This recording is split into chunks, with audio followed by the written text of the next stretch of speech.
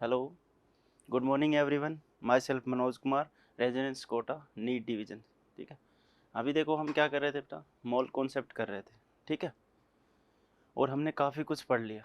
Mole concept, number of moles निकालना सीख लिया, प्रोटॉन न्यूट्रॉन कैसे निकालेंगे। ठीक है, इसके अलावा उन्हें मासेस के बारे में पढ़ लिया। इसके बाद हमने एक दो लॉ खरीदे, अवोगाद्रो लॉ, गेलवास लॉ। ठीक है, और आज हम स्टार्ट करने वाले हैं मोलिकुलर फार्मूला, एम्पिरिकल फार्मूला। उसके बाद हम रिएक्शन बैलेंस या स्टिक्योमेट्री भी बोल देते हैं कई बार उसी को, और उसी के बेसिस पे लिमिटिंग रिएजेंट। ठीक है, तो आज हम पढ़ेंगे मोलिकुलर फार्मूला, एम्पिरिकल फार्मूला। ठीक है, सबसे पहले एक बेसिक डेफिनेशन बता दो मोलिकुलर फार्मूला की।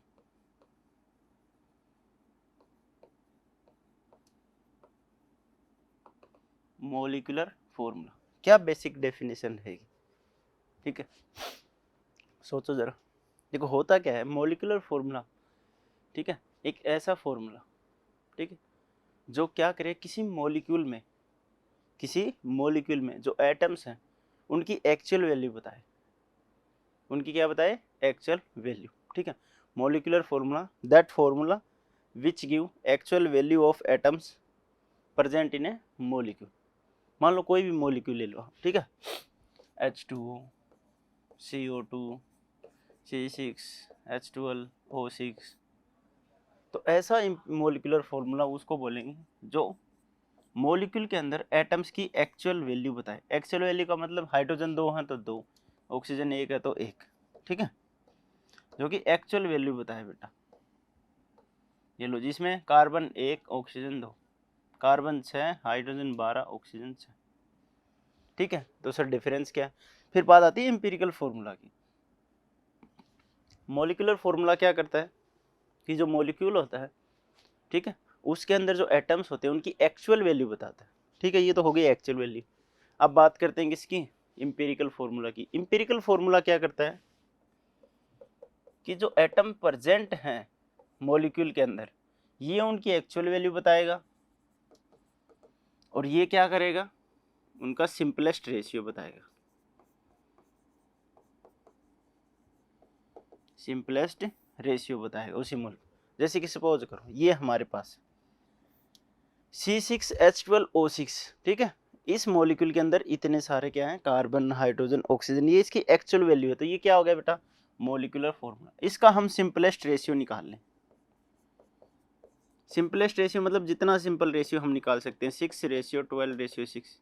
इसको क्या लिख सकते हैं? 1:1, यानी कि C1H2O1। ये जो फॉर्मूला बना, ये क्या बना? इसका एम्पिरिकल फॉर्मूला। समझ गए? देखो, जब मैंने एक्चुअल वैल्यू लिख दी, कौन सी वैल्यू लिखी बेटा? बिल्कुल एक्चुअल, एग्जैक्टली। भाई 6 हैं, 12 हैं, 6 हैं, तो वो क्या हो गया? Molecular formula. और इन्हीं का जब मैंने सिंपलेस्ट क्या कर लिया? रेशियो, तो उसको हम क्या बोलेंगे? Empirical formula. समझ आई बात? ठीक है, ओके, चलो नेक्स्ट स्लाइड पे। तो सबसे पहले लिखो मॉलिक्यूलर फॉर्मूला। MF लिख देता हूँ मैं, मॉलिक्यूलर फॉर्मूला। ठीक है, तो लिखो formula which give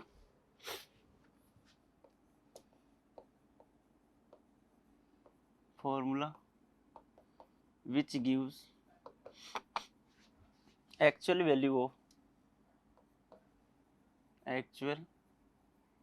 value of atoms present in a molecule, present in a molecule।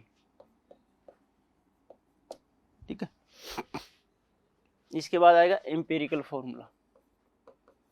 चलो एग्जांपल लिख लो पहले। ठीक है, एग्जांपल देखो, H2O, C6, H12O6। बस बहुत। इसके बाद लिखो एम्पिरिकल फॉर्मूला। ठीक है, अब एम्पिरिकल फॉर्मूला में बताओ क्या हो जाएगा? हाँ बिल्कुल सही, क्या लिखोगे? Formula which gives simplest ratio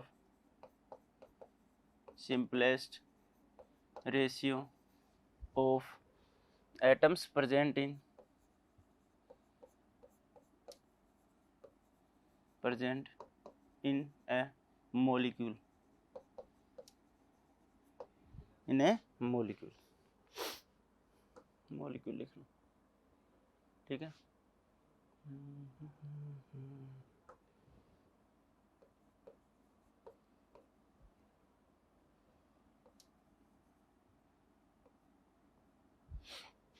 yes.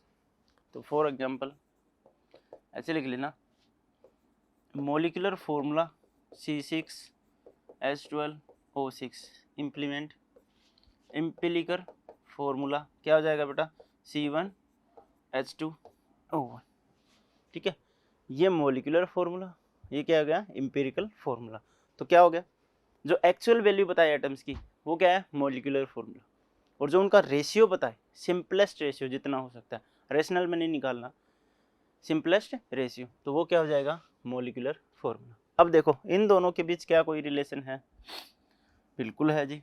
जरा ध्यान से देखो, अगर इस वैल्यू को मैं n टाइम्स मल्टीप्लाई कर दूं, n टाइम्स का मतलब n की वैल्यू 1 2 3 4 0 कुछ भी हो सकती है, ठीक है, सॉरी 0 नहीं, 1 2 3 से लेके 2 1 कितनी भी हो सकती है। तो n की वैल्यू मैं क्या रखूं, ये वैल्यू आ जाए। चलो देखो 61H2O1, n की वैल्यू मैंने 6 रखी, अंदर से मल्टीप्लाई होगा क्या जगह, C एक कार्बन था 6 टाइम यानी कि C6H12O6, यानी कि किसी भी इंपेरिकल फॉर्मूला को n टाइम्स कर दे या n नंबर ऑफ मोल से क्या कर दे, मल्टीप्लाई कर दे, तो क्या आ जाता है हमारे पास, मोलिकुलर फॉर्मूला। तो यहाँ से हम एक रिलेशन बना सकते हैं, यहाँ से हम क्या बना सकते हैं, एक रिलेशन, ठीक है। तो इसको भी हटाओ, तो देखो रिलेशन क्या होगा, relation between molecular formula and empirical formula, ठीक है। तो देखो molecular formula is equals to empirical formula into n, ठीक है, n से। और n की वैल्यू हम कैसे निकालेंगे, अब देखो कैसे निकालेंगे, ये वाली वैल्यू हमारे पास है, हम इन दोनों पे एक्सपेरिमेंट करके देखते हैं।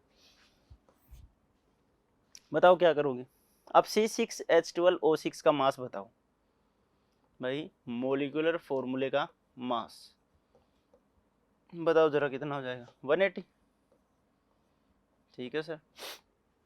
इसका बताओ एम्पिरिकल फॉर्मूला मास कितना हो जाएगा, एक ऑक्सीजन है तो 16, एक हाइड्रोजन, 2 हाइड्रोजन है, कार्बन 10 3, कितना हो गया 30, ठीक है। अब मान लो मैं क्या करता हूँ, मोलिकुलर फॉर्मूले के मास को एम्पिरिकल फॉर्मूले मास से डिवाइड कर दिया, क्यों, क्योंकि देखो इसका मास है 30, उसका मास कितना है 180, इससे बहुत ज़्यादा टाइम्स ज़्यादा है, तो क्या वैल्यू आ जाएगी, n टाइम्स ज़्यादा, जितने टाइम्स ज़्यादा है वो वैल्यू आ जाएगी। देखो अभी मैंने क्या कर दिया, डिवाइड, ये लो जी डिवाइड कर दिया, n की वैल्यू आ गई, कितनी आ गई 6, तो देखो n की वैल्यू अगर यहाँ पे 6 रख देंगे तो वैल्यू आएगी कि नहीं। तो n की वैल्यू मैं क्या लिख सकता हूँ, मोलिकुलर फॉर्मूले मास, या फिर लिख लो मास ऑफ मोलिकुलर फॉर्मूला, ठीक है, लिखो mass of molecular formula divided by mass of empirical formula, बस ये हमारी n की वैल्यू आ जाएगी। अब आप कोई भी क्वेश्चन बना लोगे, ठीक है, कोई भी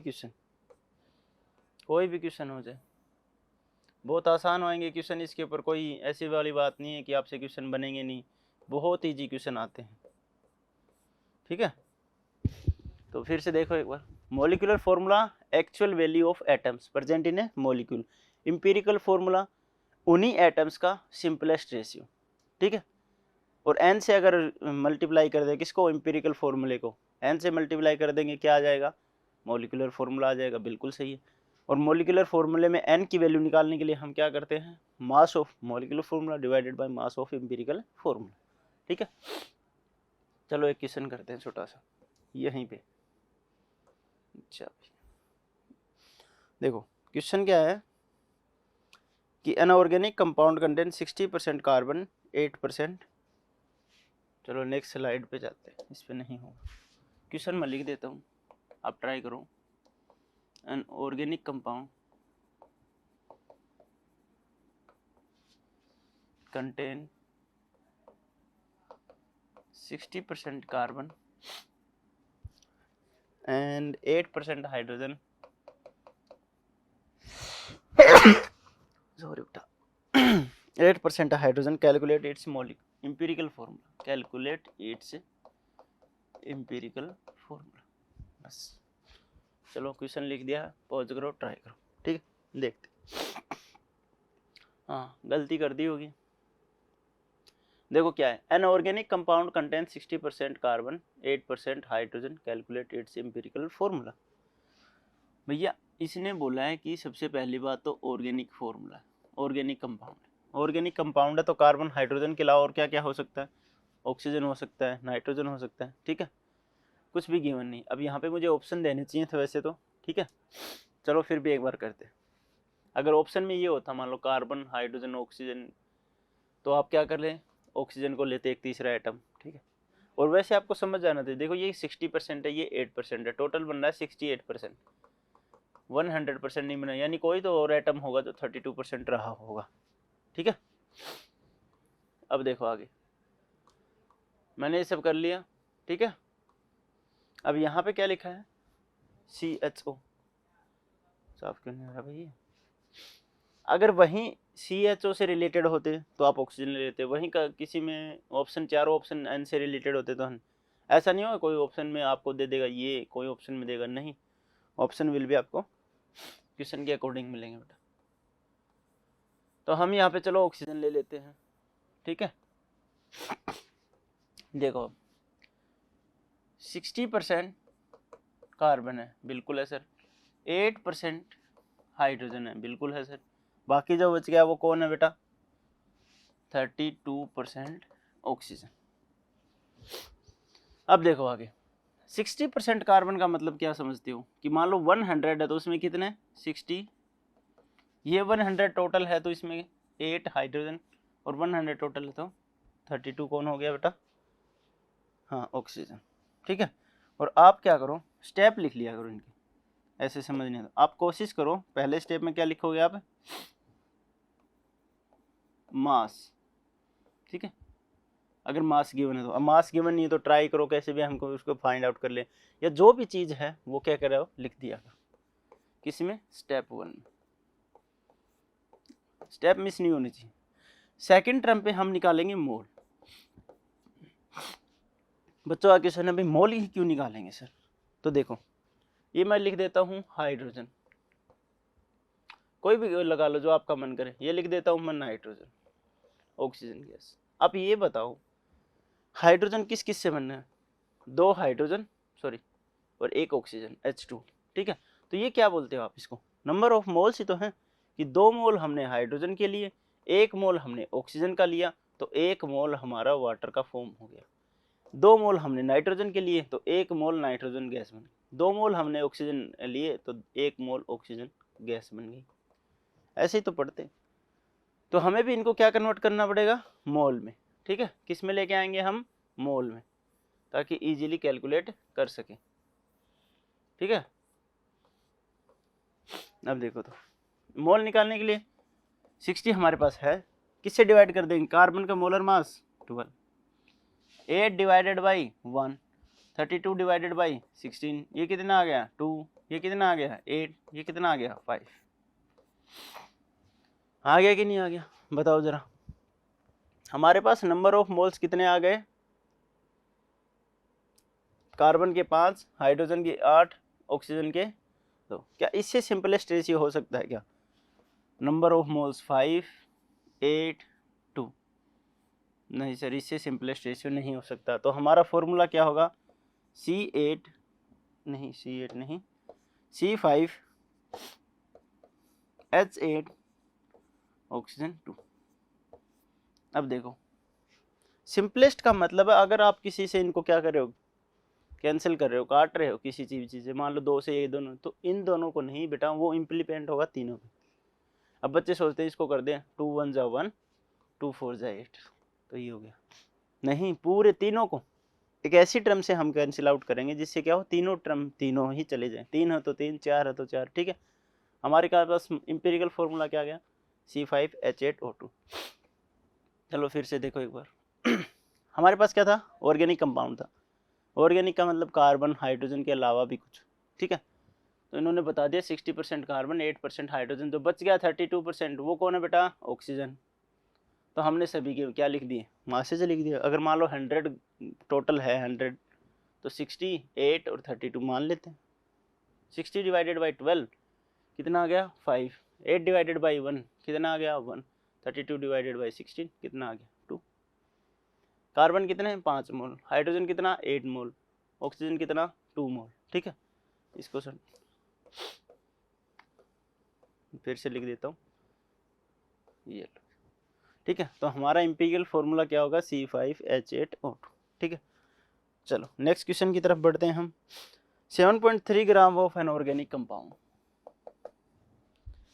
7.3 ग्राम, फिर से देखो 7.3 ग्राम ऑफ एन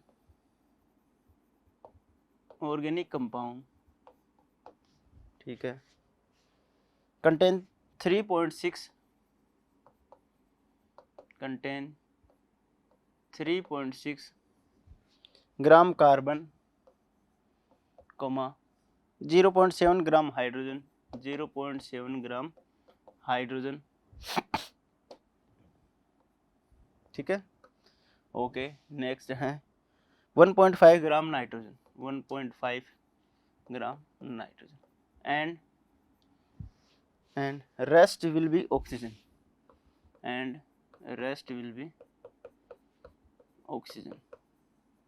अब देखो अब की बार सारी चीजें दे दी आपको, ठीक है। Rest will be oxygen, find empirical formula, बस पॉज करो ट्राई करो। देखो 7.3 ग्राम आपके पास क्या है, ऑर्गेनिक कंपाउंड है, जिसके अंदर 3.6 ग्राम क्या है कार्बन, 0.7 ग्राम क्या है हाइड्रोजन, 1.5 ग्राम नाइट्रोजन, जो बच गया वो क्या है ऑक्सीजन, ठीक है। पॉज करो ट्राई करो, हो गया। चलो देखते हैं, देखो मैं लिख देता हूँ। सबसे पहले कार्बन, हाइड्रोजन, फिर क्या है नाइट्रोजन, फिर क्या है ऑक्सीजन, और गिवन क्या है। सबसे पहले मैंने कहा जो भी गिवन डाटा हो स्टेप 1 में लिखना है, स्टेप 1 जो भी गिवन, क्या गिवन है भैया, मास गिवन है सर, कितना कितना गिवन है 3.6 इसका है सर, ठीक है, 0.7 इसका है, वेरी गुड, 1.5 इसका है, तो इसका कितना बचेगा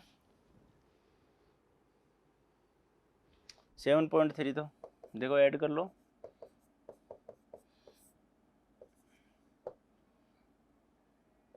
5.8 हो गया, तो 7.3 5.8 माइनस कर देंगे कितना आ जाएगा 5.1 आ गया, ठीक है, सॉरी 1.5 उल्टा बोल गया, ठीक है।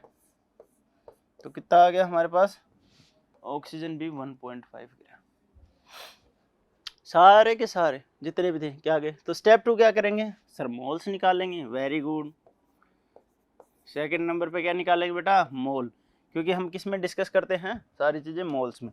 3.6 किससे डिवाइड करोगे 12 से, वेरी गुड। 0.7 किससे डिवाइड करोगे 1 से, 1.5 किससे डिवाइड कर दोगे 14 से, ऑक्सीजन में कितना है 1.5 डिवाइडेड बाई 60। यहाँ तक बताओ किसी को कोई डाउट है, सर मोल्स आ गए, अब ये तो अजीब से मोल्स आ गए भैया, अजीब से तो कहाँ है, देखो सोल्व करते हैं।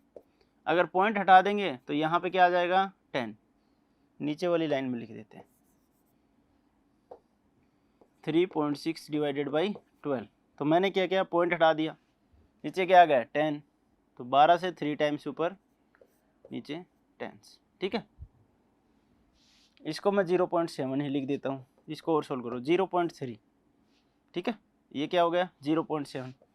इसको देखो अगर पॉइंट हटा देंगे तो नीचे 10 आ जाएगा, 15 डिवाइडेड बाई 14 यानी कि 1 पॉइंट समथिंग आएगा, 1.1 लिख देता हूँ, कितना लिख दिया बेटा 1.1, ठीक है सर। इसको देखो अब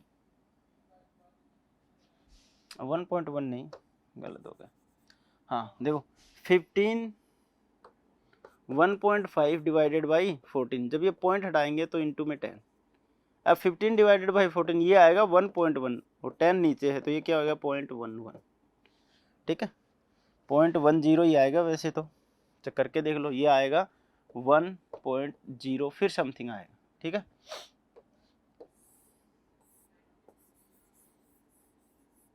तो मैं इसको लिख लेता हूँ, अप्रोक्स 1 ही मान लेते हैं, ठीक है।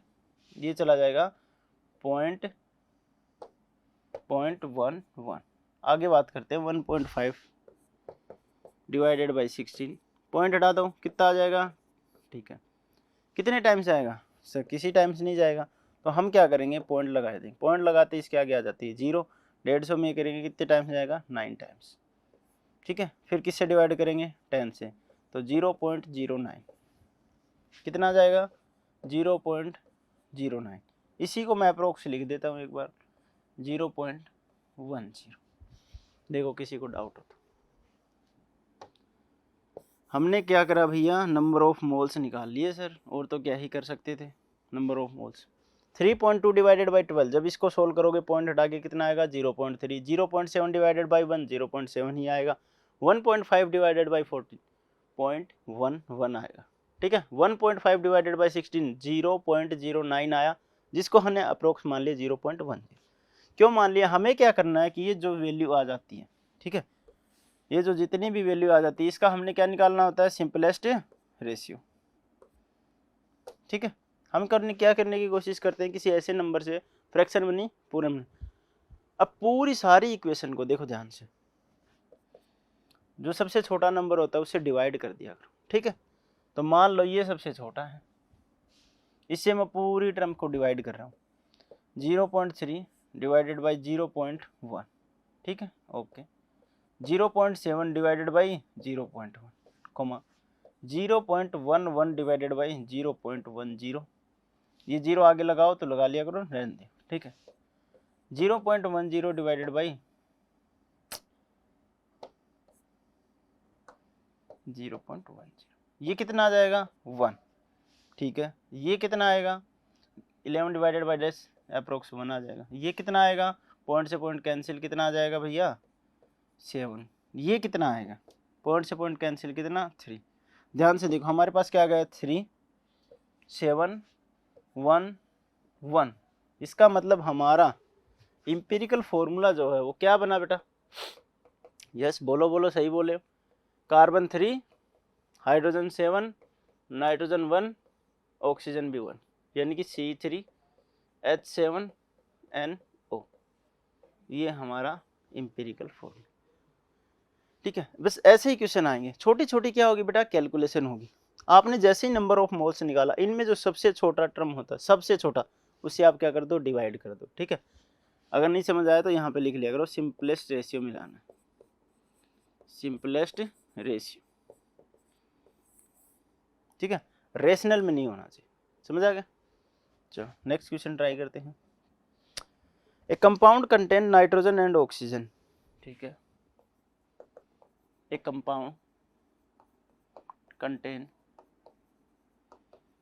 Nitrogen and oxygen in 7:16 of mass ratio, क्या गिवन है बेटा ये मास रेशियो, ठीक है। If the vapour density of compound is, हाँ देखो if the vapour density of compound is 46 calculate its molecular formula, ठीक है। मॉलिक्यूलर फॉर्मूला पूछा, करो ट्राई, ठीक है, बहुत करो ट्राई, ठीक है हो गया। देखो सबसे पहले भाई मास रेशियो गिवन है हमारे पास, ठीक है, उसके साथ वेपर डेंसिटी गिवन है, आपकी बार कौन सी डेंसिटी वेपर डेंसिटी, और पूछा क्या है मॉलिक्यूलर फॉर्मूला। अब मॉलिक्यूलर फॉर्मूला निकालने के लिए बेसिक नीड किसकी होगी इंपेरिकल फॉर्मूले की, वो तो हो गई अंडरस्टूड है, तो इसका मतलब यहाँ पे इंपेरिकल फॉर्मूला भी और हमें जरूर निकालें। चलो देखें कैसे निकालें। नाइट्रोजन हमारे पास, ऑक्सीजन है, तो बोलते जाओ स्टेप 1, यस सर स्टेप 1 में क्या है जो गिवन है वो लिखेंगे, तो लिख दो, क्या लिखोगे 7 16, 7 और 16 क्या है सर मास, बेटा 7 और 16 क्या है मास रेशियो है, ठीक है। तो मास रेशियो लिख दिया। स्टेप 2 क्या करेंगे सर, मोल निकालेंगे। Very good. 7 divided by 14, 16 divided by 16 कितना आ गया 1/2।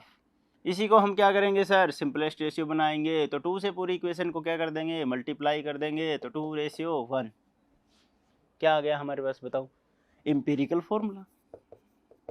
भाई सिंपलेस्ट का मतलब क्या होता है, empirical formula, nitrogen 2 times, oxygen 1 times, N2O। लेकिन सर पूछा तो मॉलिक्यूलर फॉर्मूला है, तो लगा दो molecular formula equals to empirical formula into n। क्या n की वैल्यू आपके पास है, नहीं है सर, तो क्या करो, कैलकुलेट करो। n will be mass of, बोलो फटाफट, mass of molecular formula, very good, divided by mass of empirical formula, very good, शाबाश। अब देखो सर हमारे पास एम्पिरिकल फॉर्मूला तो है, n की वैल्यू हमारे पास है नहीं, मॉलिक्यूलर फॉर्मूले का मास भी नहीं है, तो भैया क्वेश्चन फिर से पढ़ो। देखो जरा क्या दिया हुआ क्वेश्चन में, वेपर डेंसिटी। और वेपर डेंसिटी होती क्या है भैया, मोलर मास ऑफ कंपाउंड या that substance divided by 2। Yes और नो। तो वेपर डेंसिटी कितनी गिवन है 46। इसको मैं 2 से मल्टीप्लाई कर दूं तो मोलर मास आएगा कि नहीं आएगा, आएगा बेटा, बिल्कुल आएगा। ठीक है, तो कितना हो जाएगा बताओ, 12, 1, 8, 9, 92 आया कि नहीं आया बताओ। भाई वेपर डेंसिटी किसके लिए थी, दही जमाने के लिए थोड़ी थी। ध्यान से देखो, वेपर डेंसिटी का मतलब क्या होता है, molecular mass divided by 2, sorry molar mass divided by 2। ठीक है, तो वेपर डेंसिटी को 2 से मल्टीप्लाई कर देंगे तो क्या आ जाएगा, मोलर मास। अब देखो मोलर मास आ गया हमारे पास, बिल्कुल आ गया सर। मास ऑफ एम्पिरिकल फार्मूले का मास आ गया, ये रहा इसका मास। अब हम क्या कर देंगे, एन की वैल्यू निकाल लेंगे। बताओ क्या आ जाएगी एन की value, N will be 92 divided by empirical formula, nitrogen 2 times है यानी 14 इंटू 2 प्लस 16 कितना हो गया 28 प्लस 16, बताओ कितना हो गया 1। ठीक है, 2, 3, 4, 44 हो गया। ठीक है, गड़बड़ कर दी क्या, कुछ तो गड़बड़ कर दी भैया। अरे हाँ, यहाँ गड़बड़ कर दी भैया, पूरे इक्वेशन में ही क्या होना था, देखो इसको 2 से मल्टीप्लाई करेंगे तो ये क्या हो जाएगा 1। ठीक है, और ये क्या हो जाएगा 2, उल्टा लिख दिया। ओके, तो इसको हम साफ करेंगे और हमको आप लोग माफ़ करेंगे छोटी सी गलती के लिए। अब कई बच्चे बोले सर गलती थोड़ी है, ये तो पूरा गलता है। हाँ भैया हो गया, गलता हो गया, क्या करें। ठीक है, ये आ गया 92। अब पता कैसे चला, देखो n की वैल्यू रेशनल में नहीं आएगी, n की वैल्यू क्या आएगी, कंप्लीट में आएगी। ठीक है, तो क्या निकालना था आपको, n की वैल्यू, तो 92 डिवाइडेड बाई समथिंग, यानी नाइट्रोजन कितना है 14 प्लस ऑक्सीजन कितना हमारे पास 2 टाइम्स है, तो 2 इंटू 16 कितना आ गया 14 प्लस 32 46 आ गया। ये लो जी 46 ही आ गया। तो 46 92 कितना आ जाएगा 2। n की वैल्यू कितनी आ गई हमारे पास 2।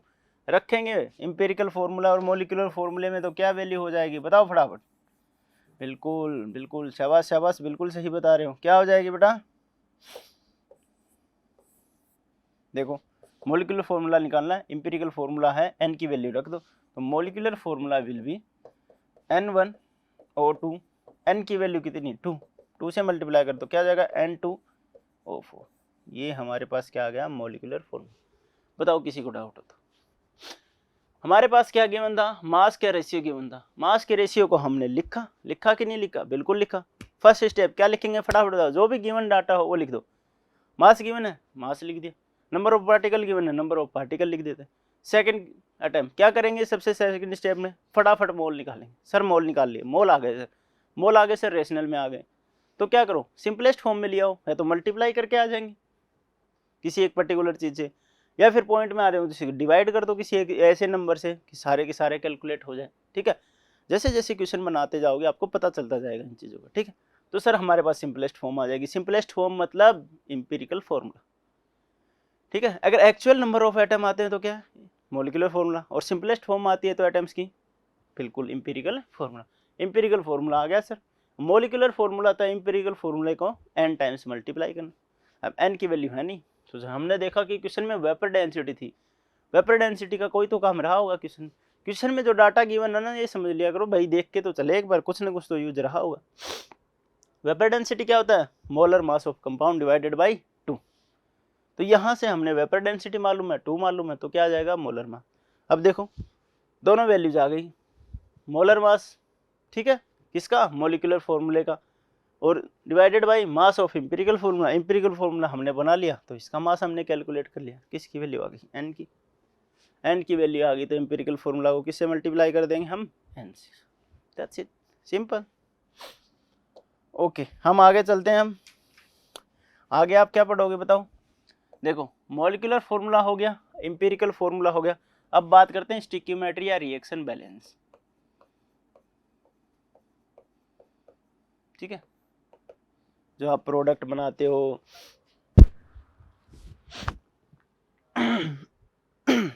जो आप प्रोडक्ट वगैरह बनाते हो, ठीक है, आपको कैसे पता चलता है स्टिक्योमेट्री क्या होती है? ठीक है, देखो रिएक्शन बैलेंस बोल देते हैं, स्टिक्योमेट्री बोल देते हैं। मैं एक फॉर्मूला लिखता हूँ, अब बताना। ठीक है, जब नाइट्रोजन गैस को हाइड्रोजन गैस के साथ मिलाया जाता है, हैबर प्रोसेस किया जाता है, क्या बनता है? अमोनिया। क्या बनता है बेटा? अमोनिया। अब अमोनिया देखो बन गया, तो क्या ये रिएक्शन बैलेंस है? नहीं सर, ये रिएक्शन बैलेंस नहीं है, क्योंकि ध्यान से देखो, किसी महापुरुष ने कहा था कि मास विल बी कंजर्व, जितना मास इस साइड लेंगे उतना ही मास इधर आएगा। अगर हम मास की बात करें तो यहाँ पे कितना है? 14 × 2 28, यहाँ पे कितना है? 2, यहाँ पे कितना है? 14 + 3 8 + 2, यहाँ पे 30, यहाँ पे 17 है। मास क्या नहीं हुआ? कंजर्व नहीं हुआ। यस और नो?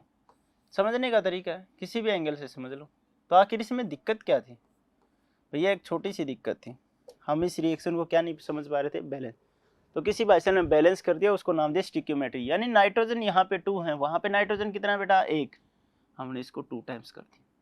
अब नाइट्रोजन डबल हो गया, उसके साथ हाइड्रोजन भी डबल हो गया, कितने हाइड्रोजन हो गए? 6, यहाँ पे हमने 3 से। अब ये भी, अब रिएक्शन पूरी तरह बैलेंस है। चाहे आप मास निकाल के देख लो, कितने नाइट्रोजन है? 2, यहाँ पे नाइट्रोजन 2, कितने हाइड्रोजन है? 6, यहाँ पे भी कितने? 6। जब नंबर ऑफ एटम्स इक्वल है तो मास भी क्या होगा? इक्वल होगा।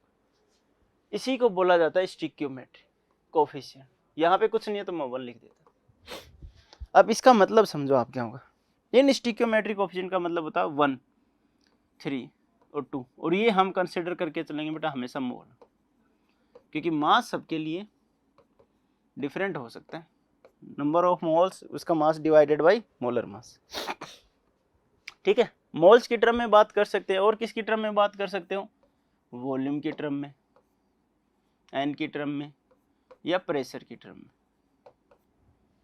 और वॉल्यूम और एन, क्योंकि देखो आवागैदरो ने एक लॉ बताया था, उसमें क्या था? किसी भी अलग अलग टाइप की गैसेज हैं, अगर उनमें एन नंबर ऑफ मोल्स है तो उन सभी की वॉल्यूम क्या रहेगी? सेम।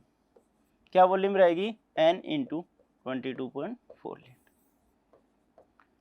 ठीक है, उसके अंदर नंबर ऑफ पार्टिकल्स भी क्या रहेंगे? सेम, n ×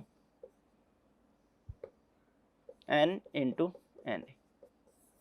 बस ठीक है, तो इसी मेथड को फॉलो करके हमने क्या लिखा भाई? नंबर ऑफ मोल्स में डील करेंगे हम, बाकी और किसी भी चीज़ में डील नहीं करेंगे। समझ आएगी बात? ठीक है, अब इसी को देखो मैं दूसरे तरीके से लिख देता हूँ कि 1 वॉल्यूम, ये 3 वॉल्यूम, और ये कितना? 2 वॉल्यूम। बिल्कुल बात सही है बेटा। क्यों? ये भी गैस है, ये भी गैस है, ये भी गैस है। ठीक है, तो वॉल्यूम ऑफ किसकी? गैसेज की इक्वल होगी। ठीक है, हमने लिख दिया सर। अच्छा एक फॉर्मूला और बताओ, ये H2 गैस है प्लस ये O2 गैस है, ये मिलके H2O बना रहा है। ठीक है, क्या बना रहा है बेटा? H2O। मैं यहाँ पे 2 लगा देता हूँ, यहाँ पे भी 2। अब ठीक है, रिएक्शन बैलेंस, और ये हो रहा है लिक्विड। अब बताओ मैं क्या लिखूँगा? 2 मोल, ठीक है सर, 1 मोल, बिल्कुल ठीक है, यहाँ पे भी कितना? 2 मोल। जब 2 मोल हाइड्रोजन गैस 1 मोल ऑक्सीजन गैस मिलके क्या बनाएगी? 2 मोल ऑफ H2। ठीक, बिल्कुल बनाएगी सर। लेकिन ध्यान से देखो, ये वॉल्यूम वाली जो सिचुएशन है एट एसटीपी कंडीशन, हम किसके लिए अप्लाई करते हैं? गैसेज के लिए। तो इसी क्वेश्चन को मैं ये लिख दूंगा कि 2 वॉल्यूम 3 की जगह 1 है, 2 volume and 1 volume equals to कितना? 2 वॉल्यूम। लिख सकता हूँ क्या भैया? ऊपर वाले क्वेश्चन में लिखा था तो सर नीचे में भी लिख दो, 2 वॉल्यूम है 1 वॉल्यूम है। नहीं बेटा, देखो वॉल्यूम एट एसटीपी किसके लिए है? गैसेज के लिए। जब तीन सारे ही प्रोडक्ट रिएक्टेंट सब क्या हो? गैसेज हो। हमने 2 वॉल्यूम गैस लिया, 1 वॉल्यूम गैस लिया, 2 वॉल्यूम हमारे पास क्या बना? गैस की बजाय अब की बार क्या बना? लिक्विड। क्या बना बेटा? लिक्विड। और ये फॉर्मूला सिर्फ और सिर्फ गैसेज के लिए इम्प्लायमेंट है। तो यहाँ पे गैस नहीं है, गैस नहीं है तो हम ये नहीं लिख सकते। तो हम सिर्फ और सिर्फ किस में डील करेंगे? मोल्स में। तो सबसे बेस्ट व्यू क्या बचता है लास्ट में फिर? स्टिक्योमेट्री के लिए मोल। तो मोल से हम किसी भी चीज़ को कैलकुलेट कर सकते हैं, ठीक है। तो जब भी कभी भी स्टिक्योमेट्री की जरूरत पड़े, सबसे पहले आपको क्या कैलकुलेट करना है? रिएक्शन बैलेंस, फिर उसके मोल्स। रिएक्शन बैलेंस होती है, आपको पता लग जाएगा इतने इतने moles.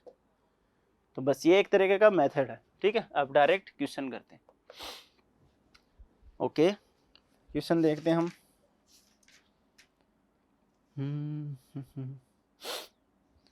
Question number first, calculate the volume of CO2 gas evolve at 1 atm 273 kelvin on heating 16.8 gram mgCO3। ठीक है, calculate the weight of, weight है कि वॉल्यूम है? Volume of CO2।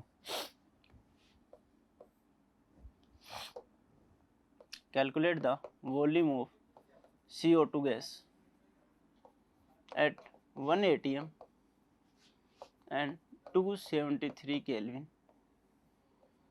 273 केल्विन, ठीक है। इवॉल्व रुको पहले आएगा। CO2 gas evolve eight, gas यहाँ पे लिख लो आप इसको,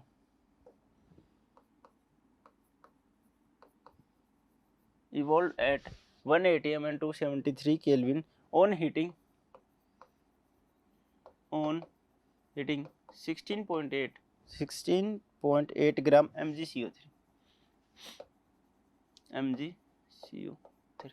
होल्ड वाइज, ठीक है।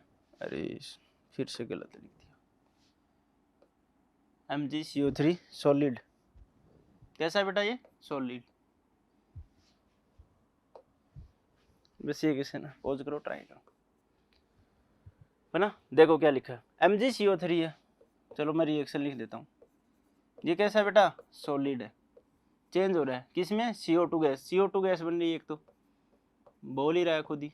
और क्या बनेगा? MgO। जब भी मेटल कार्बोनाइट को हम बर्न करते हैं क्या बनता है? मेटल का ऑक्साइड प्लस CO2। ये आ गया सर।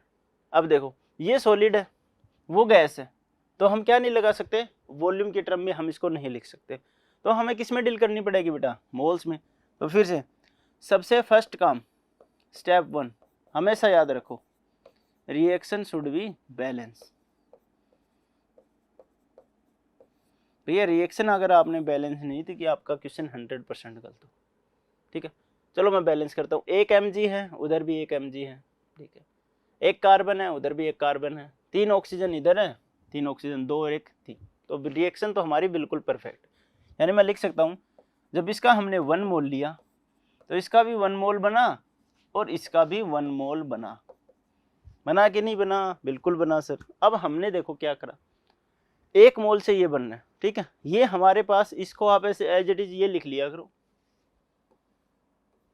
ये क्वेश्चन बनाने का तरीका हमारा इसके ऊपर बेसिस रहे। ये हमारा क्या तैयार हो गया बेटा? बेस,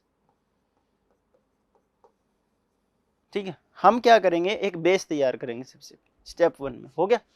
अब इसके बाद जो हमारे क्वेश्चन की कंडीशन है उनको इनके साथ क्या करेंगे? मैच करेंगे। 1 atm 273 केल्विन का मतलब एसटीपी कंडीशन पे गैस रिलीज हो रही, और एसटीपी कंडीशन का मतलब 1 मोल में कितनी?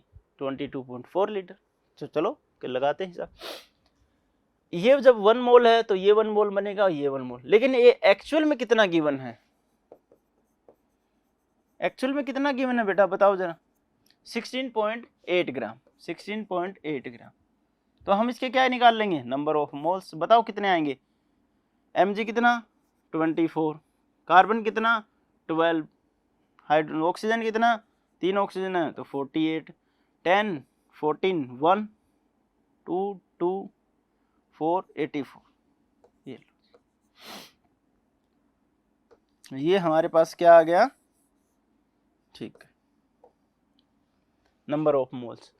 इसको कैलकुलेट करेंगे, जब पॉइंट हटाओगे तो एक नीचे जीरो आएगी, ये 2 टाइम्स कैलकुलेट हो जाएगा, 2 डिवाइडेड बाई 10 0.2। अब बताओ, देखो ये हमारा बेस क्या कहता है कि जब इसको हम 1 मोल लेंगे, हमें इसके ऊपर ध्यान ही नहीं देना क्योंकि क्वेश्चन में कुछ पूछा नहीं, हमें किस पे ध्यान देना है, इस पे। जब हम ये 1 मोल यूज करते हैं तो ये कितना बनता है सर, 1 मोल बनता है, तो हम यूज कितना कर रहे हैं 0.2, कितना बनेगा ये भी 0.2। तो ये होता है यूनिटरी मेथड सोल्व करने का, ठीक है। यहाँ पे लिखो व्हेन 1 मोल MgCO3 मेक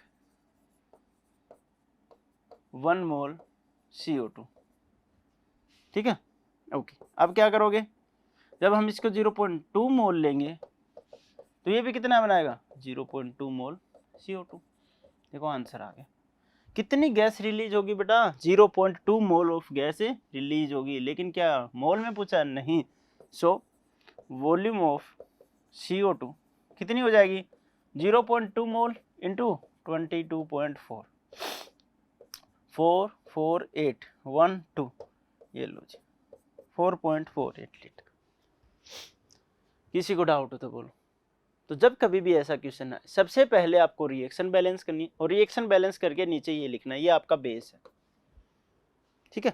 फिर उसके बाद जो एक्चुअल डाटा है वो लिखना है और इन दोनों कंपेयर करना। अब हमेशा ऐसा होगा, यहाँ पे ऐसी कुछ लिक्वेशन आ जाएगी, ये 3 मोल से 2 मोल बना, ये इतने मोल से, ये वैल्यू गिवन होगी, या हो सकता है ये वैल्यू गिवन ना कि ये वाली वैल्यू गिवन हो, ये वाली पीछे हो। तो मतलब क्या हो जाएगा, मतलब आपके ऊपर वो वाली वैल्यू गिवन, यूनिटरी मेथड। देखो मतलब समझो आप ऊपर ये लिखा होगा कि मान लो 10 मोल हैं, 1 मोल है, 5 मोल हैं, उससे बन रहे हैं कितने 50 मोल बन रहे हैं, या 5 मोल से 1 मोल बन रहा है, तो आपके पास फिर यहाँ पे समथिंग आ जाए। तो आप ये समझो कि 10 रुपये में 50 चीज़ें आ रही हैं, 10 रुपये में कितनी चीज़ 50, या फिर 5 रुपये में कितनी चीज़ 1। तो यहाँ पे जो वैल्यू आएगी उसके साथ फिर आपको मान लो 0.2 रुपीज़ आ गए, 2 रुपये आ गए, 3 रुपये आ गए, कि 10 में कितनी चीज़ें बन रही हैं 50, तो 2 में कितनी बनेंगी, 10 में इतनी है तो 3 में कितनी, 5 में अगर 1 है तो 2 में, बस यही यूनिटरी मेथड पूरे में लगता जाए। तो सबसे पहले क्या करना है, रिएक्शन बैलेंस करनी है, उसके बाद नीचे उसका बेस लिखना है, उसके बाद एक्चुअल डाटा लिखना है, और उसके बाद क्वेश्चन ही हो जाएगा उसके बाद तो। ओके, नेक्स्ट क्वेश्चन देखते हैं। 12 gram of alkaline earth metal, नहीं 12 gram of alkaline earth metal नहीं, इसको छोड़ो, पहले ये करो, calculate volume of O2 gas produce, ठीक, calculate volume of O2 gas produce at 1 atm, produced at 1 atm and 273 Kelvin on heating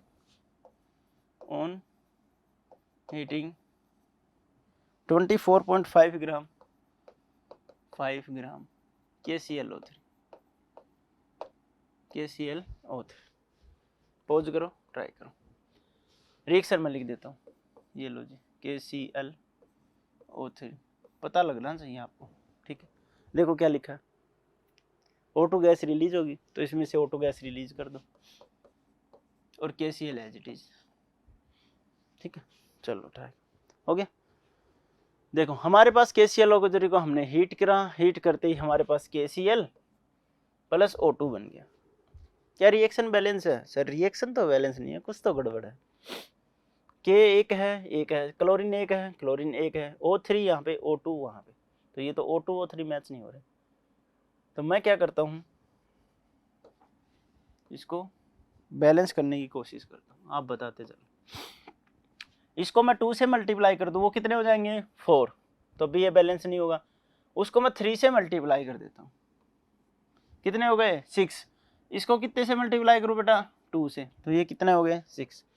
यानी oxygen हमारे पास बैलेंस हो गया। अब देखो, 2 हमारे पास पोटेशियम, 2 हमारे पास है क्लोरीन, यहाँ पे 1 1 है तो इसको भी 2 से मल्टीप्लाई कर दो। क्वेश्चन का बेस, स्टेप 1 हमने क्या किया, रिएक्शन बैलेंस करी सर, बैलेंस रिएक्शन करी तो डाटा आ गया कि जब ये 2 मोल होते हैं भाई साहब तो ये 2 मोल बनते हैं और ये 3 मोल बनते हैं। फिर से ये हमारा क्या बन गया बेटा, बेस। देखो आप प्रैक्टिस करोगे ना उसके बाद, ये चीज़ें लिखने की जरूरत नहीं, ये चीज़ें समझने के लिए, ठीक है। आपका क्या बन गया बेटा, बेस बन गया। अब बताओ क्या होगा कि सर हमने बना लिया बेस, जब ये 2 मोल लेते हैं ये 2 मोल बनता है और ये 3 मोल बनता है, बिल्कुल करेक्ट है। अब हम चलेंगे एक्चुअल डाटा पे, ये डाटा हमारा हो गया, ठीक है, फिक्स। अब चलेंगे एक्चुअल पे। एक्चुअल डाटा बताओ जरा क्या होगा कि 24.5 ग्राम, 24.5 ग्राम आपके पास गिवन है। नंबर ऑफ मोल्स निकालोगे क्योंकि ऊपर मोल्स है तो नीचे भी मोल्स। इसका मॉलिक्यूलर मास कितना हो जाएगा, देखो कैलकुलेट करते चला करो। क्लोरीन का कितना 35.5, ऑक्सीजन कितना है 340 है तो 0.5, ठीक है। 14 + 8 22, 2 3 3 6 4 10 2 12, कितना हो गया 122.5। इसको मिटाता हूँ, ठीक है। अब देखो इसको सोल्व कर लो, क्या करोगे, ऊपर भी एक पॉइंट है नीचे भी एक ही पॉइंट है तो पॉइंट से पॉइंट कैंसिल आउट, ठीक है। पॉइंट से पॉइंट कैंसिल आउट ना करो तो वैसे देख लो, ठीक है। ये पॉइंट से पॉइंट कैंसिल आउट कर ही दिया तो लिखो, ठीक है, ओके। अब देखो ध्यान से, ये वाली वैल्यू और इस वैल्यू में आपको कोई रिलेशन दिख रहा होगा, बिल्कुल दिख रहा है। अगर ये 0.5 ना लेके चलते, मान लो, ठीक है, 0.5 ना लेके चलते, आप इसको ऐसे नहीं, आप इसको ऐसे सोल्व करो, देखो आपको इजी लगेगा कि 2 4 5 में एज इट इज लिख देता हूँ, यहाँ पे 122.5 × 10 कर दिया, समझ गए, ठीक है। अब देखो ध्यान से, इस वैल्यू को और इस वैल्यू को देखो ध्यान से, अगर इस 12 को 2 से मल्टीप्लाई कर दूँ तो 24 आएगा, तो करके देखो एक बार, 122.5 2 से मल्टीप्लाई करो इसको, 0 1 4 और 1 5, 2 दूनी 4, 2 1 245, एग्जैक्टली कितना आएगा बेटा 2 टाइम्स। यानी इस वैल्यू को अगर 2 से मल्टीप्लाई करो तो ये वैल्यू कितनी 2 टाइम्स, तो 2 / 10 0.2 मोल, यस और नो, ठीक है। तो ये कैलकुलेशन आपको सीखनी पड़ेगी बेटा, जल्दी जल्दी करना, कैलकुलेशन के बिना मोल नहीं होगा और ये छोटी छोटी कैलकुलेशन आएंगी बिल्कुल। अब देखो क्वेश्चन क्या कहता है, क्या कहता है क्वेश्चन कि हमें बनाओ, जल्दी जल्दी सोल्व करो, एग्जाम में हम आएंगे, आपका रिजल्ट अच्छा आएगा। देखो यहाँ पे क्या लिखा कि 2 मोल KClO3 गिव्स, क्या देता है बेटा 3 mole of oxygen, 3 mole of O2, yes और नो भैया। 2 मोल ऑफ KClO3 क्या गिवन देता है 3 मोल ऑफ ऑक्सीजन, बिल्कुल सर बिल्कुल एग्जैक्टली। तो 1 मोल क्या गिवन करेगा, देखो यूनिटी में 3/2, 2 मोल 3 दे रहा है, 1 मोल कितना देगा 3/2, और हमारे पास एक्चुअल में कितना है तो 0.2 मोल गिवन करेगा 3/2 × 0.2, 2 से 2 कैंसिल 0.1 टाइम्स तो 0.3 मोल आ गया, बस देखो 0.3 मोल क्या आ गया O2। पूछा क्या है, वॉल्यूम पूछिए, बताओ जरा कितनी वॉल्यूम होगी O2 की। एक ऑक्सीजन 16, 2 ऑक्सीजन है 32, ओके नहीं सॉरी वॉल्यूम पूछिए। तो एक वॉल्यूम, वॉल्यूम की जब भी बात करेंगे हम किसमें आएगा 22.4 litre 1 mole. So volume of O2 will be 0.3 mole into 22.4 litre. Calculate करो, 12 4 1 7 6 1 और 1 2, 6.72 लीटर। किसी को डाउट हो तो बोलो, फिर से देख लो एक बार। हमने सबसे पहले क्या किया, रिएक्शन लिखी, रिएक्शन लिख के हमने फिर क्या किया, रिएक्शन को बैलेंस कर। रिएक्शन जैसे ही बैलेंस होंगी हम उनके मोल्स का मीनिंग निकालेंगे। मीनिंग का मतलब कि जब ये 2 मोल है तो ये 2 मोल बनाता है और ये 3 मोल बनता है, ठीक है। अब फिर हमने क्या किया, गिवन डाटा लिखा, उससे उसके नंबर ऑफ मोल्स, तो इसको कंपेयर करो, जब भैया 2 मोल लेके चलेंगे तो कितने मोल बने 3, और जब 0.2 मोल लेंगे तो कितने बनेंगे 0.3 मोल। अब जब मोल ऑफ ऑक्सीजन आ गए तो वॉल्यूम तो कौन सी बड़ी चीज है, निकाल लोगे आप। Okay, next question will be, ये अच्छा क्वेश्चन है, देखना एक बार। देखो, what mass of O2, what mass of CO2 gas, CO2 gas will be, mass पूछा है, will be obtained by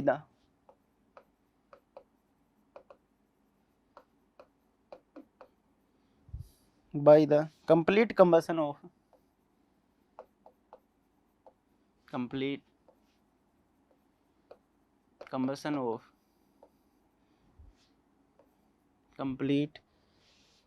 of 570 gram of octane, 570 gram of octane. ये तो आसान ही है भाई, दिखने में ही लग रहा है। What mass of CO2 gas will B obtain, ठीक है, CO2 का कितना मास मिलेगा अगर हम कंप्लीट कंबसन कर दें, सारा ही जला दें।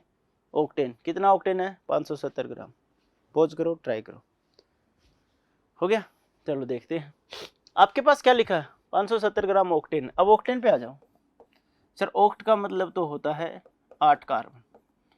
आगे क्या लिखा है एन, एन का मतलब होता है ये एल्केन है, और एल्केन में कोई भी डबल और ट्रिपल बॉन्ड नहीं होता, और जब ट्रिपल बॉन्ड डबल बॉन्ड नहीं होता तो एल्केन का फॉर्मूला CnH2n+2। कार्बन हमारे पास कितना है, अगर n की वैल्यू 8 है तो ये लिख दी, H की वैल्यू कितनी आएगी 2 × n+2, 8 दूनी 16 + 2 18। ये लो जी, बन गया फॉर्मूला, बन गया कि नहीं बन गया। अब लिख दो। तो हमने लिखा कि C18, अरे क्या लिख दिया भैया, C8H18 को हमने क्या किया, कंबसन किया। कंबसन किस में होता है, ऑक्सीजन की प्रेजेंस में। क्या बनेगा CO2 + H2। दूर दूर लिखना पड़ेगा भाई इसको, CO2 + H2O, CO2 + H2। क्या रिएक्शन बैलेंस है जी, नहीं। देखते हैं, कार्बन 8 है, यहाँ पे कार्बन 1 है तो 8 लगा दो। सर 8 कार्बन हो गए, 8 कार्बन। हाइड्रोजन कितने हैं 18 है, तो वहाँ पे 9 लगा दो। 9 × 2, ये भी 18 हो गए। अब यहाँ पे ऑक्सीजन रह गया अनबैलेंस, और यहाँ पे भी ऑक्सीजन। ऑक्सीजन कितना हो गया यहाँ पे 16, 8 × 2 16 + 9, 16 + 9 25 बेटा, 16 + 9 25।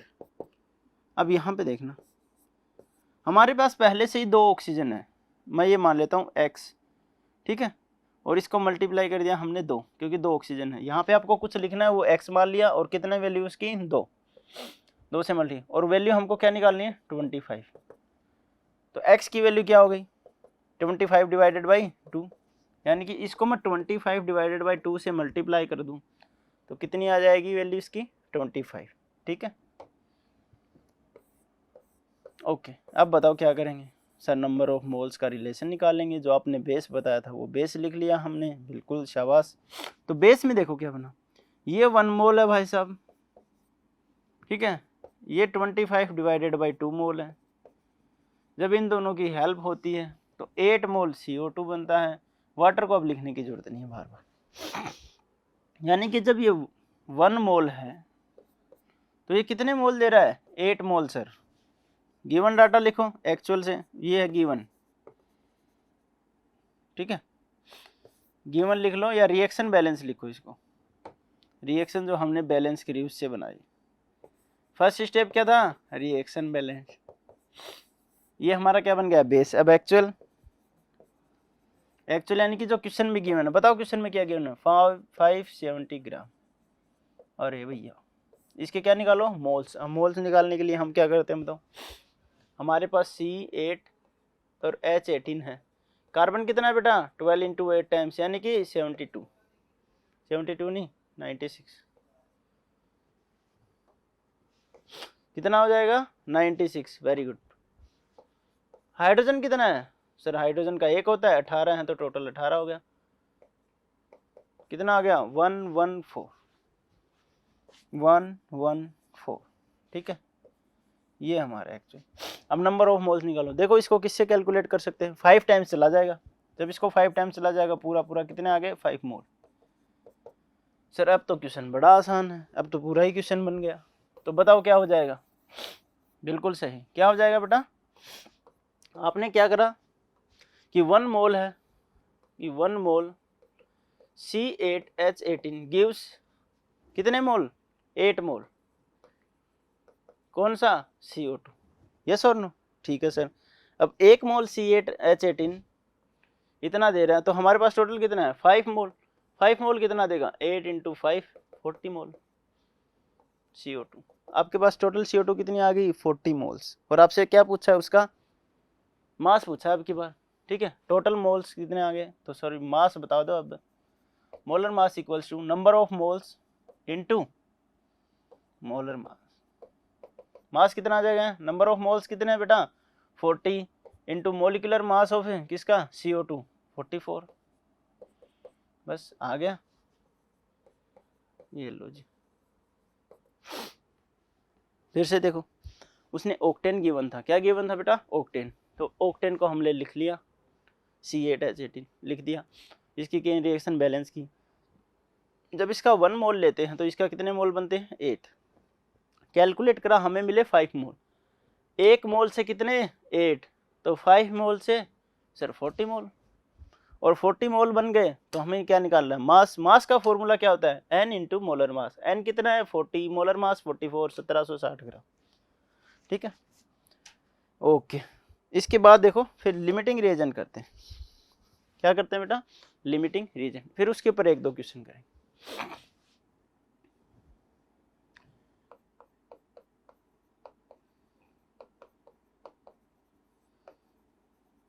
बताओ लिमिटिंग रिएजेंट का मतलब क्या है भैया, ऐसी चीज जो लिमिट में हो, ऐसी चीज जो लिमिट में हो। मान लो आप घर के अंदर कुछ काम कर रहे हो, ठीक है, सब्जी बना रहे हो, चाय बना रहे हो। मान लो आप चाय बना रहे हो, आज आपको चाय बनानी सिखाते हैं, ठीक है। सबसे पहले आपने क्या लिया, एक भगोना लिया, एक बर्तन लिया, ठीक है। उसके अंदर आपने क्या डाला, थोड़ा सा पानी डाला, थोड़ी सी चाय पत्ती डाली, इसको गैस पे रखा और क्या करा अपने इसको बॉयल। जब ये गर्म हो गया उसके बाद थोड़ा सा दूध ऐड कर दिया। हमारे पास चाय भी नहीं, चाय बन गई, चाय पी लो। तो देखो हमने क्या किया भाई, जितनी चाय हमें जो जरूरत थी उसी हिसाब से चीजें ली। मान लो आपको 2 कप बनानी है, आपने क्या किया, 1 कप वाटर ले लिया, 1 कप मिल्क ले लिया, और उसी के हिसाब से मान लो 20 ग्राम शुगर ले ली, ठीक है। और उसी की चाय पत्ती भी ले लिया आपने, मान लो 20 ग्राम ही मान लो। तो ये आपकी क्या बन गई चाय। अब मैं आपको ये बोल रहा हूँ कि आपको मैं दे रहा हूँ कि 1 कप पानी है, 1 कप मिल्क है, सॉरी आपको मैं दे रहा हूँ 5 litre water, 5 litre H2O, 1 cup milk, ठीक है। 20 ग्राम की जगह मैंने 10 टाइम्स कर दिया, 200 ग्राम, और इसको भी मैंने 200 ग्राम कर दिया, 10 टाइम्स कर दिया।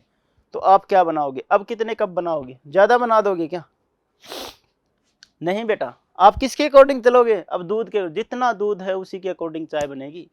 चाहे पानी कितना भी ज़्यादा हो, चीनी या चाय पत्ती कितने भी ज़्यादा हो, आप क्या करोगे, आपके पास 1 कप दूध है, उसी के अकॉर्डिंग चाय बनी। ज़्यादा से ज़्यादा 3 कप बना दोगे, ज़्यादा से ज़्यादा कितने कप, 3, थोड़ा सा पानी और डाल सकते। तो यहाँ पे लिमिटिंग रिएजेंट का मतलब वो चीज़ जो सबसे कम अमाउंट में हो, और उसी के बेसिस पे हमारे रिएक्शन चले, उसी की बेसिस पे हम क्या करें, रिएक्शन बनाएं, ठीक है। तो फिर से लिख देता हूँ, लिमिटिंग रिएजेंट को LR से लिख दिया मैंने, ठीक है। अब लिमिटिंग रिएजेंट को फाइंड करने का तरीका, सबसे पहले क्या करना होता है, फाइंड। तो लिखो स्टेप 1, पहले थोड़ा बहुत और रख लो, LR कौन होगा, which is limited in reaction, जो रिएक्शन में सबसे कम हो, लिमिट में हो, उसको LR बोलेंगे। एक्सेस रिएजेंट ES यानी कि access reagent, which is limited की जगह क्या हो जाएगा, which is extra in reaction, या जो बच जाए, जो लेफ्ट बच, यानी कि जो बच जाए, which is extra in reaction या लेफ्ट। ठीक है, नोट लगा के लिख लेना फिर। रिएक्शन विल बी प्रोसीड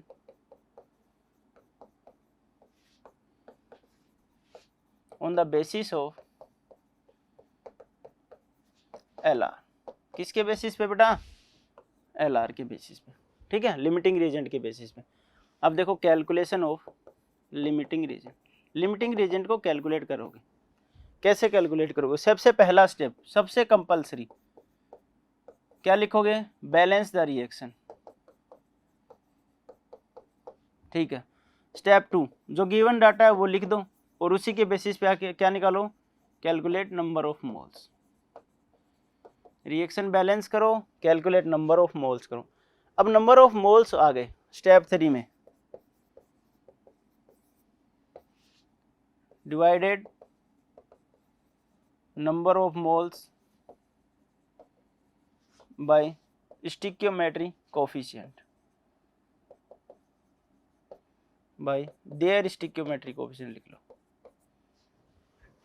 ठीक है, सबसे पहले रिएक्शन बैलेंस करो, उसके बाद क्वेश्चन के अकॉर्डिंग जो मोल्स हैं वो निकालो, फिर उन्हीं मोल्स को किससे डिवाइड कर दो? स्टिक्योमेट्रिक कोफिशिएंट से। जो सबसे छोटा आएगा, जो सबसे छोटा वैल्यू आएगा, स्मॉल लिख लो,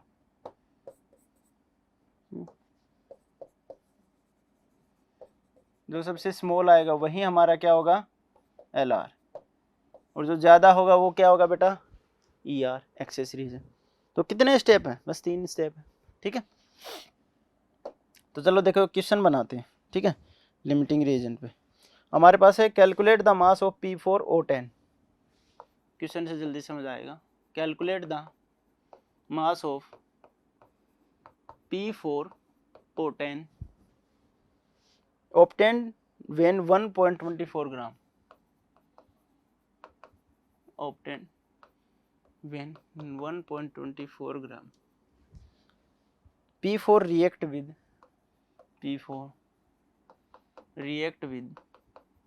1.92 ग्राम O2।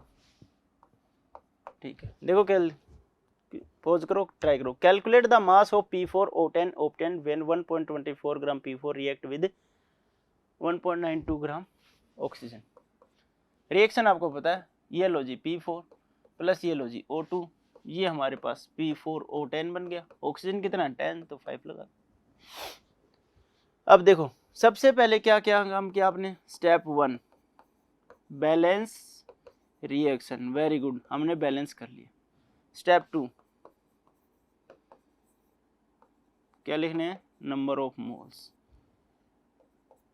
ऊपर क्या हो गई? बेल। नंबर ऑफ मोल्स कैसे कैलकुलेट करोगे बताओ जरा। देखो क्वेश्चन में क्या गिवन, 1.24 ग्राम तो ये गिवन है और 1.92 ग्राम ये गिवन है। इसको किससे डिवाइड कर दोगे? 32 से। इसको किससे डिवाइड कर दोगे? P4 P15 31 पे आता है, 4 124, ये तो इतना ही आ गया भैया। ठीक है, यहाँ तक किसी को डाउट हो तो? सबसे पहले हमने रिएक्शन को बैलेंस किया। स्टेप 2 में जो गिवन डाटा था उसके बेसिस पे हमने नंबर ऑफ मोल्स निकाले। अब नंबर ऑफ मोल्स निकाले तो बताओ कितना है? 1 डिवाइडेड बाई 100 इक्वल्स टू 0.01। इसको कैलकुलेट करोगे तो 1 डिवाइडेड बाई 100 ये हो जाएगा, 6 टाइम चला जाएगा ऊपर, तो 6 डिवाइडेड बाई 100 0.06, दोनों के नंबर ऑफ मोल्स आ गए। स्टेप 3 क्या कैलकुलेट करोगे? Limiting reagent. स्टेप 3 में हम लिमिटिंग रिएजेंट फाइंड आउट करेंगे। अब लिमिटिंग रिएजेंट फाइंड आउट करेंगे तो स्टेप 3 के ऊपर स्टार लगा लेना। इसमें एक चीज और बताएंगे अभी। क्या करेंगे? स्टिक्योमेट्रिक कोएफिशिएंट इज देयर, तो 0.01 इन्हीं मोल्स को, दोनों के दोनों मोल्स को उनके स्टिक्योमेट्रिक कोएफिशिएंट से डिवाइड कर देंगे। पहले का स्टिक्योमेट्रिक कोएफिशिएंट 1, दूसरे का कितना है? 5। कितना आ गया? ये 0.01, ये 0.012। ठीक है, इसके आगे कुछ नहीं, मैं एक 0 लिख देता हूँ ताकि बैलेंस सा लगे। अब ध्यान से देखो, ये है 0.010, 0.012, ये टर्म ज़्यादा बड़ी, ऑब्वियस सी बात है। इससे छोटा कौन है? ये। तो it will be limiting reagent. हमारा लिमिटिंग रीजेंट मिल गया हमको।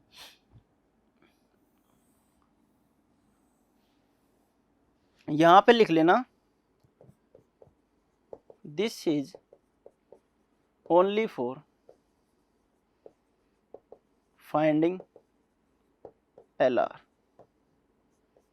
Not used in question. ठीक है, बच्चे यही गलती सबसे बड़ी करते हैं। स्टेप 3 जो है वो सिर्फ और सिर्फ एक ही काम आता है। किसके काम आता है बेटा? लिमिटिंग रीजेंट निकालने के। Step 3 will be contribute only limiting reagent identify. ठीक है, सिर्फ और सिर्फ आइडेंटिफिकेशन के लिए। अब इसको, इस डाटा को कहीं पे भी यूज नहीं करना, आप कहीं पे भी यूज नहीं करना। Remember, this is only for finding LR, not use in question. Question में कहीं यूज नहीं करना आपको। अभी जितना यूज होना था वो हो गया। हमने स्टेप 3 से क्या किया? लिमिटिंग रीजेंट फाइंड आउट कर लिया। अब उसके हिसाब से रिएक्शन करेगी। लिमिटिंग रीजेंट कौन बेटा? P4। ठीक है, अब आ जाओ इधर। अब बाकी जो कैलकुलेशन होगी वो एग्जैक्टली कैसी होगी? स्टिक्योमेट्री की तरह। तो देखो, ये 1 मोल है जी सर, ये 1 मोल है, तो लिख दो यहाँ पे 1 मोल P4 गिव्स कितना? 1 मोल P4O10। यस और नो? अरे भैया, जब ये दोनों चीजें थी, ठीक है, हमें नहीं पता था कौन ज्यादा है कौन कम, हमने पता लगा लिया ये कम है, तो भैया ये जब खत्म हो जाएगा तो ऑक्सीजन किसके साथ रिएक्शन? किसी के साथ नहीं करेगा, वो एक्सेस में बचा रहेगा। तो मतलब जितना ये है तभी तक ये बनेगा। तो हमने देखा कि जब ये 1 मोल यूज होता है तो कितना मोल बनता है? 1 मोल। अब ये हमारे पास है कितना भैया? अब बच्चे यहाँ चले जाते हैं बेटा, इसको यूज कर लेते हैं। इसलिए मैं बार बार बोल रहा हूँ कि स्टेप 3 जो है वो सिर्फ और सिर्फ आइडेंटिफिकेशन के लिए, उसका और कोई रोल नहीं है। आप ऐसे गोला बना दिया करो, इसके कोई यूज नहीं। ठीक है, ऐसे कर दिया करो। नेक्स्ट देखो, जब ये 1 मोल है तो ये 1 मोल बना। हमारे पास ये है कितना? देखो हमने निकाला 0.01 मोल। सो 0.01 मोल P4 gives 0.01 मोल P4O10। यस और नो? अब आपसे क्या पूछा है? मास पूछा है, तो बता दो। Mass will be number of moles into molar mass. Number of moles कितना है सर? 0.01 है। मोलर मास कितना है? P4 कितना हो जाएगा बेटा? P4 का अभी निकाला था 124।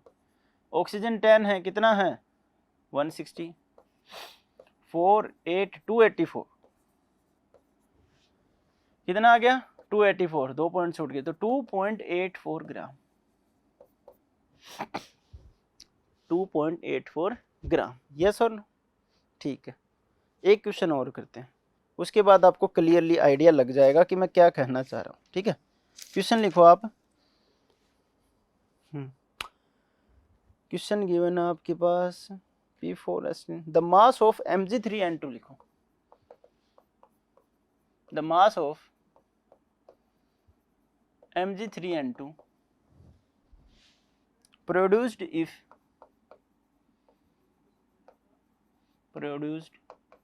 if 48 gram of Mg, 48 gram of Mg metal is reacted with 34 gram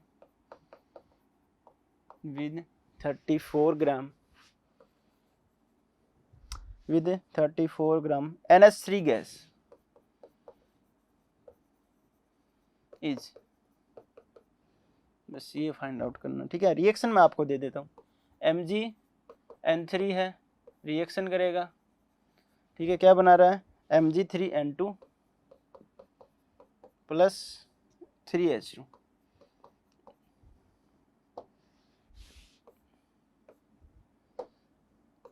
Mg3N2 plus NH3, reaction balance कर लेना।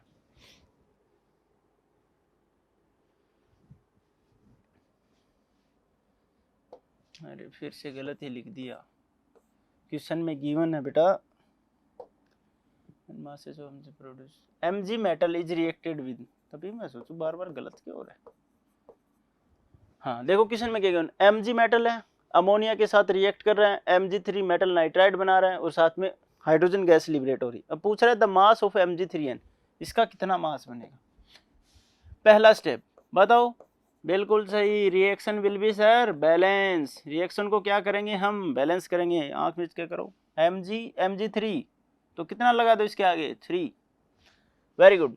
नाइट्रोजन 1 है, नाइट्रोजन 2 है, तो किसके आगे लगा दो 2, नाइट्रोजन 2। हाइड्रोजन यहाँ पे कितने 6 है, यहाँ पे भी कितने 6 है, बैलेंस सर, बिल्कुल बैलेंस। Step 2, calculate moles. बताओ Mg कितना गिवन है, Mg 48 ग्राम, वेरी गुड 48 ग्राम। किससे डिवाइड करेंगे 24 से, कोमा। NH3 अमोनिया कितना गिवन है 34, किससे डिवाइड कर देंगे 17 से, 2 टाइम्स चला गया, ठीक है, ये भी 2 टाइम्स चला गया, ठीक है, ओके। दोनों के कितने मोल आ गए बेटा, 2-2 मोल आ गए, कि सर इनके तो 2-2 मोल है। अब तो रिएक्शन क्या होगी, इक्वल होगी। नहीं बेटा, स्टिक्योमेट्री कोफिशिएंट ऐसे काम नहीं करते। स्टिक्योमेट्री कोफिशिएंट के बिना आप लिमिटिंग रीजन फाइंड आउट नहीं कर सकते, आपने देखा ही नहीं। ये भी 2 मोल है, ये भी 2 मोल है, बिल्कुल मानता हूं मैं दोनों इक्वल हैं, लेकिन ऊपर आइडेंटिफिकेशन देखो, जब इसके 3 मोल चाहिए, इसके 2 ही मोल चाहिए, तो लिमिटिंग रीजन स्टार लगा दो। क्वेश्चन में क्या नहीं करना इसका, वेरी गुड, क्वेश्चन में कोई यूज नहीं करना, एक बॉक्स में लिख दो। तो 2 स्टिक्योमेट्री कोफिशिएंट कितना है 3, स्टिक्योमेट्री कोफिशिएंट कितना है, ये 2/3 आ गया, ये 1 आ गया। विच वन इज बिगर, ये बिगर है, ये छोटा है, तो हमारा LR कौन आ गया बेटा Mg। Mg के हिसाब से रिएक्शन बना दो। जब 3 मोल Mg मेक 1 मोल Mg3N2, Mg3N2, तो 1 मोल क्या हो जाएगा बेटा 1/3, और ये है कितना, इसको यूज नहीं करना, 2 मोल है, तो 2 मोल गिव्स 1/3 × 2 इक्वल्स टू 2/3 मोल। किसके मोल आ गए आपके पास Mg3N2। मास निकाल दोगे, मास से निकालना, तो mass equals to number of moles 2/3 sir. Mass इसका कितना Mg3 का 24 × 3 72, प्लस नाइट्रोजन 2 है, तो 14 × 14 28, 0 100 आ गया। क्या आ जाएगा 200/3 और 6 ये लो जी। सबसे पहले क्या किया, रिएक्शन बैलेंस कर दी सर, वेरी गुड। फिर क्या किया, मोल्स कैलकुलेट कर लिए, very good. Step 3 limiting reagent find out किया। क्या किया, इनकी स्टिक्योमेट्री कोएफिशिएंट से, ठीक है। अब लिमिटिंग रिएजेंट जब एक बार पता चल गया तो फिर इसकी कोई ज़रूरत नहीं होती सर। वापस से क्वेश्चन पे, 3 मोल से कितना बन रहा था 1 मोल, 1 मोल से कितना बनेगा 1/3, 2 मोल है हमारे पास क्वेश्चन में, तो 2 मोल से कितना बनेगा 1/3 × 2 यानी 2/3 मोल। मोल आपको पता है तो मास निकल जाएगा, 2/3 × 2 मोलर मास। मोलर मास कितना है 100 है, तो 200/3 यानी कि 66.67 ग्राम, ठीक है, ओके। तो आज के लिए इतना ही, ठीक है, बाकी हम करेंगे नेक्स्ट टर्न पे। आज हमने जो पढ़ा वो क्या क्या था, मॉलिक्यूलर मास का फॉर्मूला, एम्पिरिकल मास का फॉर्मूला, उसके अलावा क्या था बेटा स्टिक्योमेट्री रिएक्शन को कैसे बैलेंस करना है, और last limiting reagent find out करके कैसे क्वेश्चन सॉल्व करने हैं। अब इन पे एक बहुत बड़ा सेक्शन, इन पे बहुत बार क्वेश्चन आता है, लिमिटिंग रिएजेंट पे तो बहुत बार क्वेश्चन है, आप घर पे प्रैक्टिस कीजिए, ठीक है। तब तक के लिए थैंक यू, नेक्स्ट टाइम पे हम फिर से मिलते हैं।